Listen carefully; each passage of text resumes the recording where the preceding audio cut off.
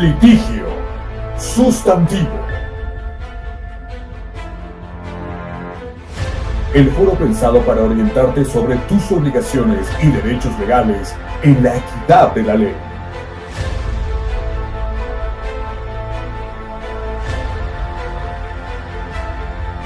Litigio sustantivo. Tu deber, tu derecho, tu derecho, tu deber. Con el licenciado Francisco Vázquez.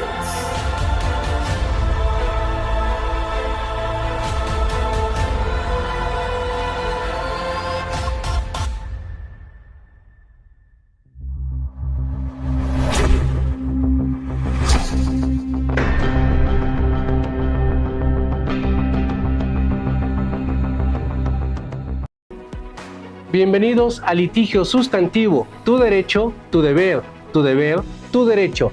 El espacio pensado para orientarte en la solución del problema jurídico que tengas.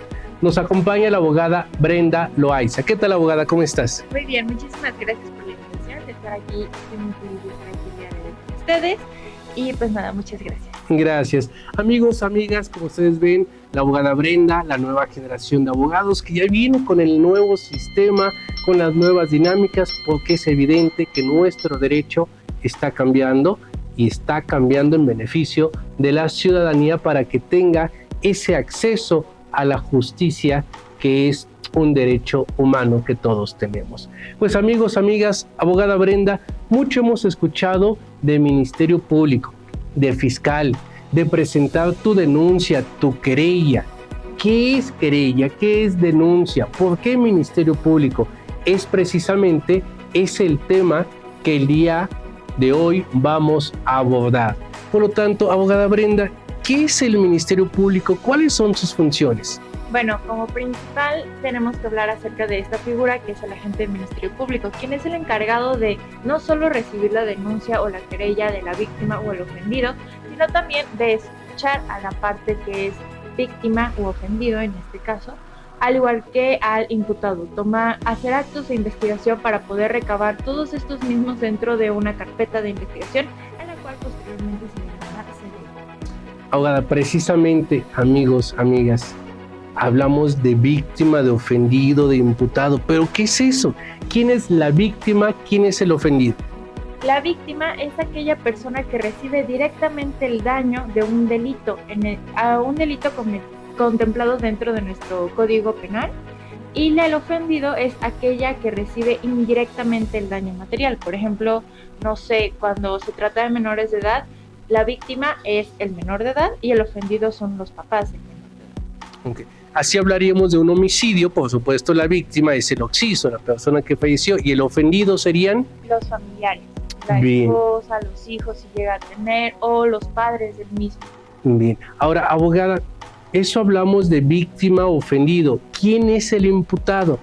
El imputado es la persona que adquiere ese carácter al momento de ser acusado por el Ministerio Público en una audiencia de formulación de imputación.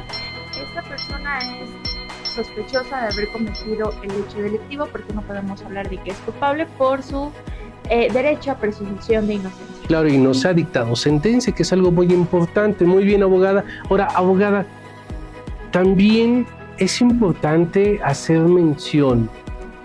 ¿Las víctimas tienen derechos? Y Sí. también los imputados. ¿Cuáles serían los principales derechos? De la víctima a que se le esclarezca el hecho y a una reparación del daño, porque anteriormente se le tenía a la víctima como una figura necesaria para iniciar un acto de investigación. Actualmente, con esta nueva modalidad que tenemos en nuestro sistema penal acusatorio, es que se preocupa porque la víctima reciba la reparación del daño causado por el victimario. ¿Y cuál era la otra pregunta? Sí, la otra pregunta también, claro, es ¿el imputado tiene derechos?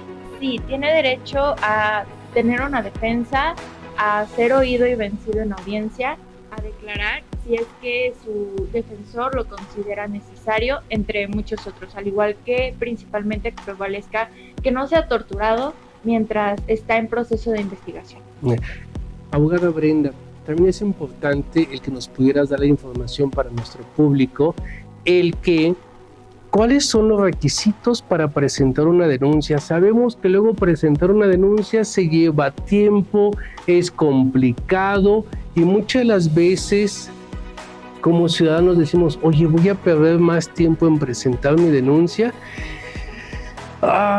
Pero delito que no se denuncia, delito que se vuelve a repetir. Y además es importante para esas estadísticas, para que la autoridad ponga especial atención en esa zona, en ese tipo de situaciones, de hechos con apariencia de delito. Por lo tanto, abogada, ¿qué es lo que se necesita para la presentación de una denuncia o una querella? Para presentar tu denuncia o querella puede ser de forma oral o escrita o por vía electrónica en medio de la plataforma que maneja la Fiscalía del Gobierno. Metes todos tus datos y metes una breve narración de los hechos. Si lo haces presencialmente, lo que necesitas es tu identificación vigente y una copia de la misma, al igual que tu comprobante domiciliario con 2 copias de esta, y dependiendo del tipo de delito que se vaya a denunciar es el tipo de documentación que se requiera. Por ejemplo, en caso de que se hayan metido en tu casa por allanamiento de morada, se requiere la escritura que acredite la propiedad o en calidad de que tenías la posesión. Exactamente, la acreditación o que se acredite la posesión del mismo con 2 copias de esta.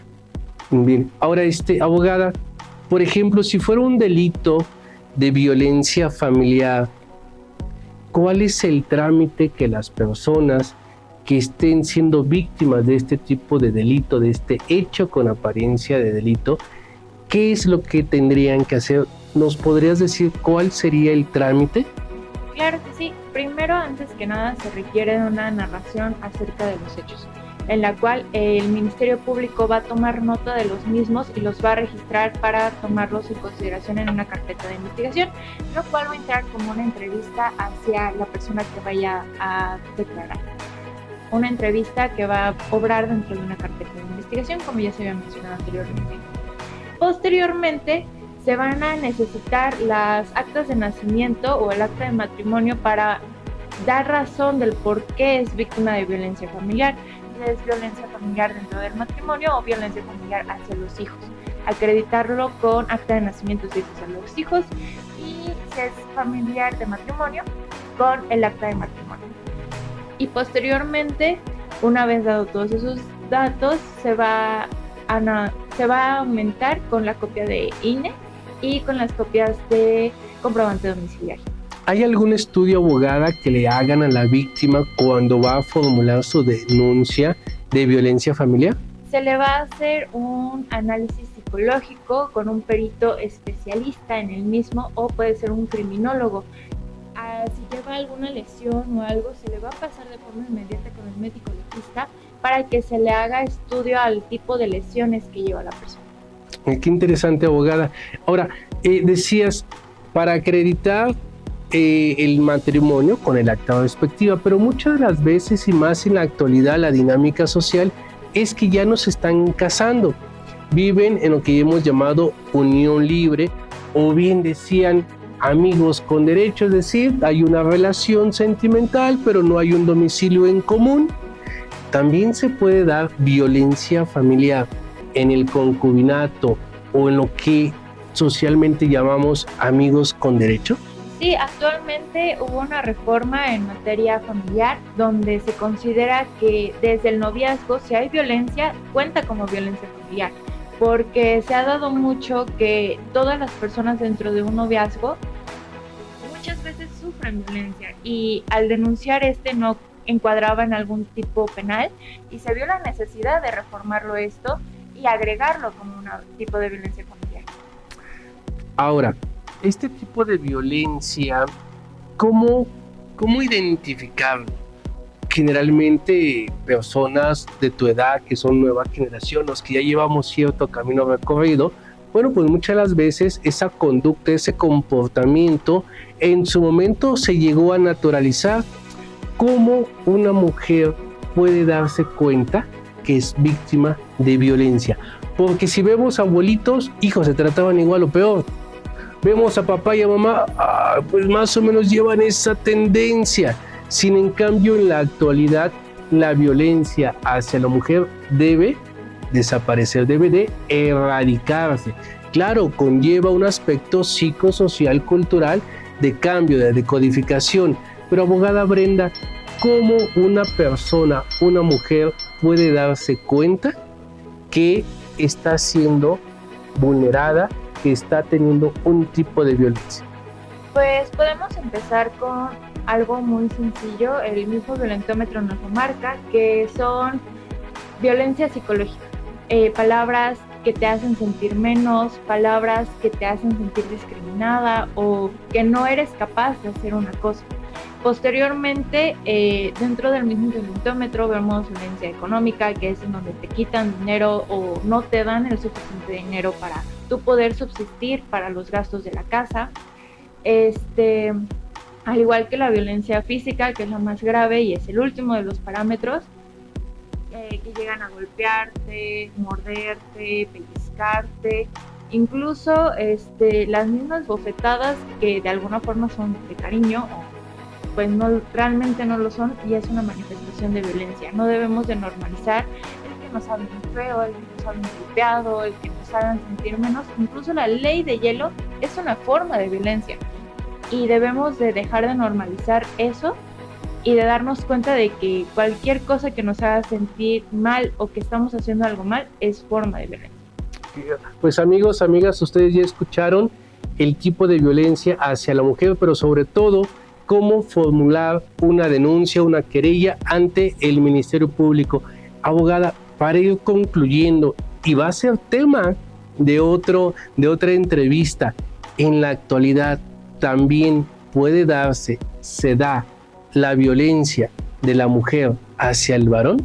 Sí, claro que sí, la mujer se vale muchas veces de la postura que actualmente estamos viviendo, que es un movimiento feminista bastante fuerte, muy descontrolado hasta cierto punto, y se vale de ese mismo poder que de alguna forma nosotros como sociedad le estamos dando a la mujer para agredir físicamente a un hombre, para agredir psicológicamente a un hombre y para agredir sobre todo económicamente a un hombre. Entonces sí, actualmente un hombre también puede ser víctima de violencia. Por lo tanto, el varón puede llegar al Ministerio Público a formular su denuncia. Así es, puede y tiene todo el derecho de formularlo.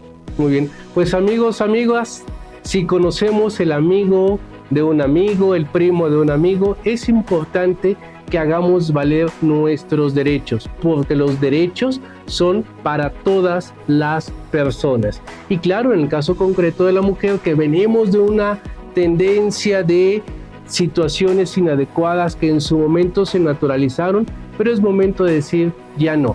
Pero el ejercicio de tu derecho de las personas, hombre, mujer, tiene que ser equilibrado, porque el mismo respeto hacia la mujer debe ser también hacia el varón, para que esa armonía, esa vivencia, esa convivencia en pareja o bien no siendo pareja como sociedad, es importante que lo tengamos, porque tu derecho termina donde inicia el derecho de la otra persona. Pues abogada Brenda, muchas gracias por esta información. Por la invitación, estoy muy agradecida y ojalá estemos aquí próximamente más seguido.